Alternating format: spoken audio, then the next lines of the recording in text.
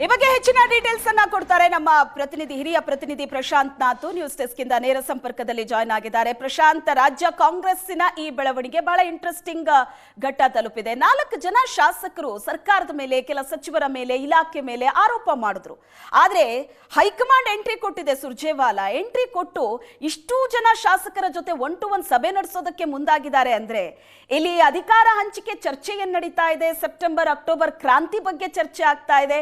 ಹಾಗಾದ್ರೆ ಅದಕ್ಕೆ ಪೂರಕವಾಗಿ ಈ 1-to-1 ಸಭೆ ಅಂತ ಹೇಳ್ಬೋದಾ? ಒಟ್ಟಾರೆ ಈ ಒಂದು ಜೋಶಲ್ಲೇ ಇದ್ರ ಬಗ್ಗೆನೂ ಅಭಿಪ್ರಾಯ ತಗೊಂಡ್ಬಿಡೋಣ ಅಂತ ಹೈಕಮಾಂಡ್ ಮುಂದಾದಂತಿದ್ಯಾ? ಶೋಧ 2023ರಲ್ಲಿ ಕಾಂಗ್ರೆಸ್ ಅಧಿಕಾರಕ್ಕೆ ಬಂದ ನಂತರ ಶಾಂಗ್ರಿಲಾ ಹೋಟೆಲ್ನಲ್ಲಿ ಶಾಸಕರ ಮತಗಣನೆ ನಡೀತು. ಅಂದರೆ ಶಾಸಕರ ವೋಟಿಂಗ್ ನಡೆದ ನಂತರ ಮುಖ್ಯಮಂತ್ರಿಯ ಆಯ್ಕೆ ಆಯಿತು, ಸಿದ್ದರಾಮಯ್ಯನವರ ಆಯ್ಕೆ ಆದರು. ಆ ವೋಟಿಂಗ್ ನಡೆದ ನಂತರವೂ ಕೂಡ ಸಿದ್ದರಾಮಯ್ಯ ಮತ್ತು ಡಿ ಕೆ ಶಿವಕುಮಾರರನ್ನು ಹೈಕಮಾಂಡ್ ದಿಲ್ಲಿಗೆ ಕರೆಸ್ಕೊಂಡಿತ್ತು.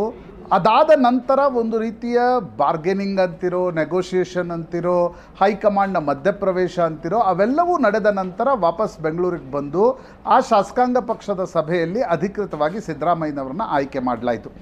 ಅದಾದ ಮೇಲೆ ಹೈಕಮಾಂಡ್ ಇಲ್ಲಿಯವರೆಗೆ ಅಫಿಷಿಯಲಿ ಯಾವುದೇ ಶಾಸಕರ ಅಭಿಪ್ರಾಯ ಸಂಗ್ರಹಣೆಯನ್ನು ನಡೆಸಿರಲಿಲ್ಲ. ಆದರೆ 4 ಜನ ಶಾಸಕರು ಅನುದಾನದ ಬಗ್ಗೆ, ಅನೇಕ ಸಚಿವರ ಬಗ್ಗೆ, ಸರ್ಕಾರದ ಕಾರ್ಯನಿರ್ವಹಣೆ ಬಗ್ಗೆ ಮಾಧ್ಯಮಗಳ ಎದುರುಗಡೆ ಅಸಮಾಧಾನವನ್ನು ವ್ಯಕ್ತಪಡಿಸಿದ ನಂತರ ಹೈಕಮಾಂಡ್ನ ಪ್ರತಿನಿಧಿಯಾಗಿ ಉಸ್ತುವಾರಿ ರಣದೀಪ್ ಸುರ್ಜೇವಾಲಾ ಬಂದು ಬೆಂಗಳೂರಿನಲ್ಲಿ ಎಲ್ಲ ಶಾಸಕರ ಜೊತೆ 1-to-1 ಸಭೆ ನಡೆಸ್ತಾ ಇರತಕ್ಕಂಥದ್ದು ಅತ್ಯಂತ ಕುತೂಹಲಕಾರಿ ಪ್ರಶ್ನೆ. ಯಾಕಂದರೆ 1-to-1 ಸಭೆ ಮುಖ್ಯಮಂತ್ರಿ ಮತ್ತು ಉಪಮುಖ್ಯಮಂತ್ರಿಗಳು ಇರೋಲ್ಲ, ಕೇವಲ ಉಸ್ತುವಾರಿ ಮತ್ತು ಶಾಸಕರು ಇರ್ತಕ್ಕಂಥ ಸಂದರ್ಭದಲ್ಲಿ ನ್ಯಾಚುರಲಿ ಎಲ್ಲ ರೀತಿಯಾಗಿರ್ತಕ್ಕಂಥ ಅಭಿಪ್ರಾಯಗಳ ಸಂಗ್ರಹಣೆ ನಡೆಯುತ್ತೆ. ನಾಟ್ ನೆಸೆಸರಿಲಿ ನಾಯಕತ್ವ ಬದಲಾವಣೆಯ ನೇರ ಪ್ರಶ್ನೆ ಇರದೇ ಇದ್ದರೂ ಕೂಡ ಸರ್ಕಾರ ಹೇಗೆ ನಡೀತಾ ಇದೆ, ಸಚಿವರೇನು ಕೆಲಸ ಮಾಡ್ತಾ ಇದ್ದಾರೆ, ಸರ್ಕಾರದ ಇಮೇಜ್ ಏನಿದೆ, ಶಾಸಕರ ಅಭಿಪ್ರಾಯ ಏನಿದೆ, ಇವೆಲ್ಲವನ್ನು ಗೇಜ್ ಮಾಡ್ತಕ್ಕಂಥ ಪ್ರಯತ್ನವನ್ನು ಹೈಕಮಾಂಡ್ ಆರಂಭಿಸಿದೆ ಅಂತಕ್ಕಂಥದ್ದು ಸ್ಪಷ್ಟ. ಯಾಕಂದರೆ ರಾಜಣ್ಣ ಸೆಪ್ಟೆಂಬರ್ ಕ್ರಾಂತಿ ಬಗ್ಗೆ ಹೇಳ್ತಾ ಇದ್ರು, ಡಿ ಕೆ ಶಿವಕುಮಾರ್ ನವೆಂಬರ್ನಲ್ಲಿ ಅಧಿಕಾರ ಬದಲಾವಣೆ ಬಗ್ಗೆ ಹೇಳ್ತಾ ಇದ್ದಾರೆ. ಇದೆಲ್ಲದರ ಮಧ್ಯೆ ಹೈಕಮಾಂಡ್ ಏನು ಶಾಸಕರ 1-to-1 ಅಭಿಪ್ರಾಯವನ್ನು ಸಂಗ್ರಹಣೆ ಮಾಡ್ತಾ ಇದೆ. ನಿಶ್ಚಿತವಾಗಿ ಗೇಜಿಂಗ್ ದ ಮೂಡ್ ಅಂತಾರೆ ಪಾಲಿಟಿಕ್ಸ್ನಲ್ಲಿ. ಯಾಕಂದರೆ ಶಾಸಕರು ಏನಂತಾರೆ, ಅವರ ಅಭಿಪ್ರಾಯ ಏನು, ಕಳೆದ 2 ವರ್ಷಗಳಿಂದ ಕೆಲ ಶಾಸಕರು ಪದೇ ಪದೇ ಹೊರಗಡೆ ಬಂದು ಮಾತನಾಡ್ತಾ ಇದ್ದಾರೆ. ಸಚಿವರು ಕೆಲಸ ಮಾಡ್ತಾ ಇಲ್ಲ, ಸಚಿವರ PAಗಳೇ ನಮಗೆ ಭೇಟಿಗೆ ಅವಕಾಶ ಕೊಡ್ತಾ ಇಲ್ಲ. ಈ ಎಲ್ಲ ದೂರುಗಳ ಮಧ್ಯೆ ಮುಖ್ಯಮಂತ್ರಿ, ಉಪಮುಖ್ಯಮಂತ್ರಿ, ರಾಜ್ಯ ಕಾಂಗ್ರೆಸ್ ಅಧ್ಯಕ್ಷರು ಆಗಿರ್ತಕ್ಕಂಥ ಹಗರಣಗಳ ಸರಮಾಲೆ, ಇವೆಲ್ಲವುದರ ಮಧ್ಯೆ ಸರ್ಕಾರದ ಇಮೇಜ್ ಏನಿದೆ ಅನ್ನೋದನ್ನು ಗೇಜ್ ಮಾಡ್ತಕ್ಕಂಥ ಪ್ರಯತ್ನವನ್ನು ಕೂಡ ರಣದೀಪ್ ಸಿಂಗ್ ಸುರ್ಜೇವಾಲಾ ಆರಂಭಿಸಿದ್ದಾರೆ. ಶಾಸಕರ ಅಭಿಪ್ರಾಯವನ್ನು ಶಾಸಕರ ಜೊತೆ 1-to-1 ಸಭೆಯ ಮೂಲಕ ಇದರಲ್ಲಿ ಅನೇಕ ಸಚಿವರ ಕಾರ್ಯವೈಖರಿಯನ್ನು ಕೂಡ ಹೈಕಮಾಂಡ್ ತಿಳಿದುಕೊಳ್ಳುವ ಪ್ರಯತ್ನ ಮಾಡುತ್ತೆ. ಯಾಕಂದರೆ ಶಾಸಕರು 1-to-1 ಕುಳಿತಾಗ ಅವರು ಸರ್ಕಾರದ ಕಾರ್ಯನಿರ್ವಹಣೆ ಬಗ್ಗೆ ಎಷ್ಟು ಹೇಳ್ತಾರೋ ಅದಕ್ಕಿಂತ ಹೆಚ್ಚಾಗಿ ತಮ್ಮ ಜಿಲ್ಲೆಯ ಉಸ್ತುವಾರಿ ಸಚಿವರು ತಾವು ಅನುಭವಿಸಿರ್ತಕ್ಕಂಥ ಸಚಿವರ ಬಳಿ ನೋವು, ದೂರು, ದುಮ್ಮಾನ ಇವೆಲ್ಲವೂ ಕೂಡ 1-to-1 ಸಭೆಯಲ್ಲಿ ನಿಶ್ಚಿತವಾಗಿ ಬರುತ್ತೆ. ಹೀಗಾಗಿ ನವೆಂಬರ್ ಅಥವಾ ಸೆಪ್ಟೆಂಬರ್ನ ಕ್ರಾಂತಿ ಅಂತೇನು ಕಾಂಗ್ರೆಸ್ ಹೇಳ್ತಾ ಇದೆ, ಅದೆಲ್ಲದರ ಮಧ್ಯೆ ಅದಕ್ಕಿಂತ ಮುಂಚೆ ಶಾಸಕರನ್ನು ರಣದೀಪ್ ಸುರ್ಜೇವಾಲಾ 1-to-1 ಭೇಟಿಯಾಗ್ತಕ್ಕಂಥದ್ದು ಹೈಕಮಾಂಡ್ ಕೂಡ ಇಲ್ಲಿನ ಪರಿಸ್ಥಿತಿಯನ್ನು ಗೇಜ್ ಮಾಡುವ ಪ್ರಯತ್ನ ಅಂತಕ್ಕಂಥದ್ದು ಸ್ಪಷ್ಟ. ಯಾಕಂದರೆ 2023ರಲ್ಲಿ ಸೋನಿಯಾ ಗಾಂಧಿ, ಪ್ರಿಯಾಂಕಾ ಗಾಂಧಿ, ರಾಹುಲ್ ಗಾಂಧಿ ಮತ್ತು ಮಲ್ಲಿಕಾರ್ಜುನ್ ಖರ್ಗೆ, ಸುರ್ಜೇವಾಲಾ, ವೇಣುಗೋಪಾಲ್ ಈ 6 ಜನ ಇದ್ದ ಸಭೆಯಲ್ಲಿ ಡಿ ಕೆ ಶಿವಕುಮಾರ್ ನನಗೊಂದು ಭರವಸೆ ನೀಡಿದ್ದಾರೆ ಅಂತಕ್ಕಂಥದ್ದನ್ನು ರಾಷ್ಟ್ರೀಯ ಮಾಧ್ಯಮಗಳ ಎದುರು ಬಹಿರಂಗವಾಗಿ ಹೇಳಿದರು. ಅದು ಸಾಕಷ್ಟು ಚರ್ಚೆಗೂ ಕೂಡ ಗ್ರಾಸವಾಯಿತು. ಈಗ ಶಾಸಕರ ಅಭಿಪ್ರಾಯ ಸಂಗ್ರಹಣೆ ಮಾಡ್ತಿರ್ತಕ್ಕಂಥ ಸಂದರ್ಭದಲ್ಲಿ ನಮಗೆ ಬಂದಿರತಕ್ಕಂಥ ಮಾಹಿತಿಗಳ ಪ್ರಕಾರ ಆಯಾ ಬಣಗಳು ನೀವು ಇದನ್ನು ಹೋಗಿ ಸುರ್ಜೇವಾಲಾಗೆ ಹೇಳಿ ಅಂತಕ್ಕಂಥದ್ದನ್ನು ಕೂಡ ಇನ್ಸಿಸ್ಟ್ ಮಾಡ್ತಾ ಇವೆ ಅಂತಕ್ಕಂಥದ್ದು ಕೂಡ ಕುತೂಹಲಕಾರಿ.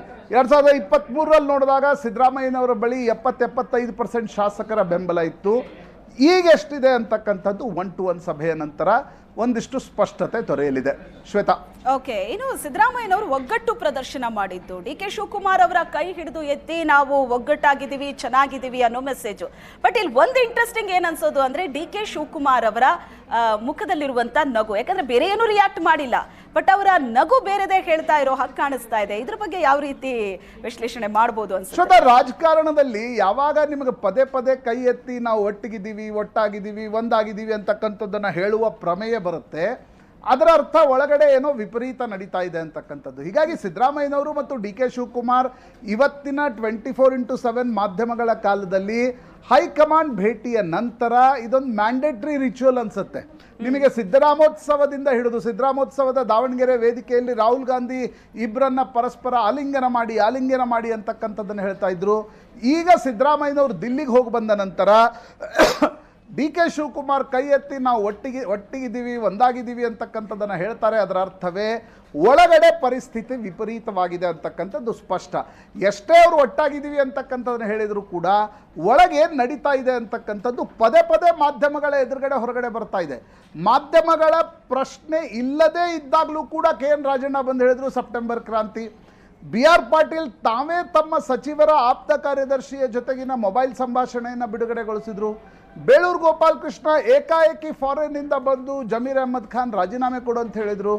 ರಾಜು ಕಾಗೆ ಯಾವತ್ತೂ ಅಂದರೆ ಕಳೆದ 6 ತಿಂಗಳಿಂದ ಹೇಳಿಕೆ ನೀಡಿದವರು ಹೊರಗಡೆ ಬಂದು ನನಗೆ ಕೆಟ್ಟ ಪರಿಸ್ಥಿತಿ ಇದೆ ಬಿ ಆರ್ ಪಾಟೀಲ್ರಿಗಿಂತ ಅಂತಕ್ಕಂಥದ್ದನ್ನು ಹೇಳಿದರು. ಎನ್ ವೈ ಗೋಪಾಲಕೃಷ್ಣ ಏನು ಹೇಳಿದರು, ಪರಮೇಶ್ವರ್ ಬಹಿರಂಗವಾಗಿ ಸಿದ್ದರಾಮಯ್ಯನವರ ಬಳಿ ಹಣ ಇಲ್ಲ ಅಂತಕ್ಕಂಥದ್ದನ್ನು ಹೇಳಿದರು. ಈ ಹೇಳಿಕೆಗಳು ಯಾಕೆ ಬರ್ತಾ ಇದೆ? ನಿಶ್ಚಿತವಾಗಿ ಬಣಗಳ ನಡುವೆ ಅತೃಪ್ತಿ ಇದೆ, ಅಸಮಾಧಾನ ಇದೆ. ಮತ್ತೊಂದು ಪೈಪೋಟಿ ನವೆಂಬರ್ 15ರ ಕಾರಣದಿಂದ ಏನು ಶುರುವಾಗಿದೆ ಅದು ಈ ಜಗಳದಲ್ಲೂ ಕೂಡ ರಿಫ್ಲೆಕ್ಟ್ ಆಗ್ತಾ ಇದೆ. ಆ ಕಾರಣದಿಂದ ಸಿದ್ದರಾಮಯ್ಯನವರು ಪದೇ ಪದೇ ಕೈ ಎತ್ತಿ ಇಲ್ಲ ನಾವು ಒಟ್ಟಿಗಿದ್ದೀವಿ, ಒಂದಾಗಿದ್ದೀವಿ ಅಂತಕ್ಕಂಥದ್ದು ರಾಜಕಾರಣದಲ್ಲಿ ಇದು ಜಾಸ್ತಿ ಆದರೆ ಅರ್ಥ ವಿಪರೀತ ಅಂಥದ್ದು ಸ್ಪಷ್ಟ. ಶ್ವೇತಾ, ಓಕೆ ಪ್ರಶಾಂತಿ,